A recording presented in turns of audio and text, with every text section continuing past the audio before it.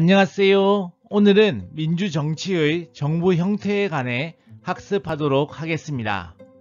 2021년 이탈리아 로마에서 16번째 G20 정상회의가 개최되었습니다.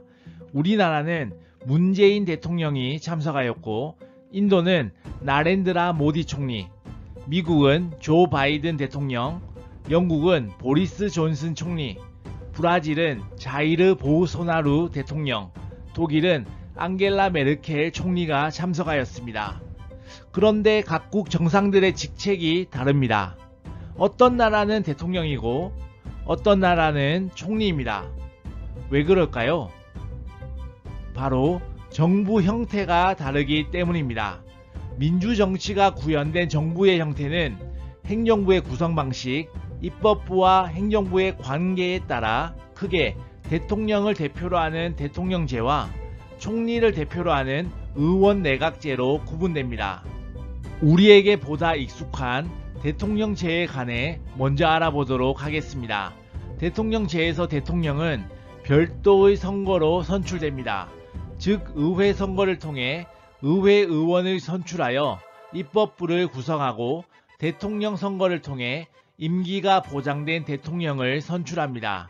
이어 대통령이 각부 장관들을 임명하여 행정부를 구성합니다.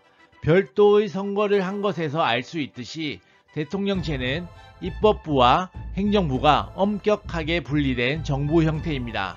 그래서 입법부의 의원은 행정부의 장관을 겸직할 수 없으며, 대통령은 입법부의 권한인 법률안 제출권을 가지고 있지 못합니다.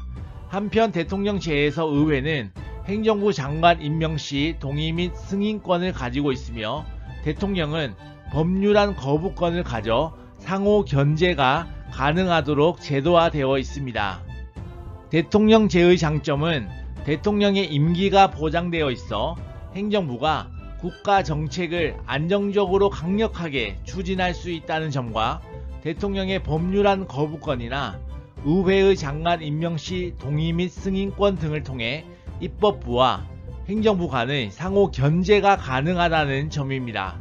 대통령제의 단점은 대통령의 권한이 막강하여 독재화될 우려가 있다는 점과, 대통령의 소속당과 의회의 다수당이 일치하지 않아 국정 불안정이 장기화될 수 있다는 점입니다. 다음은 의원내각제입니다. 의원내각제에서 총리는 별도의 선거로 선출되는 것이 아닙니다. 의회 선거를 통해 의회 의원을 선출하여 입법부가 구성되고, 의회 선거 결과 다수당의 대표가 총리가 됩니다. 그리고 총리는 의회 의원 중에서 장관을 뽑아 행정부인 내각을 구성합니다. 그러므로 의원내각제에서는 입법부의 의원이 행정부의 장관을 겸직할 수 있고, 행정부의 수장인 총리 역시 기본적으로 입법부의 의원이기 때문에 입법부의 권한인 법률안 제출권을 가지고 있습니다. 이처럼 의원내각제는 입법부와 행정부가 엄격하게 분리된 것이 아니라 긴밀하고 밀접한 관계를 맺고 있는 정부 형태입니다.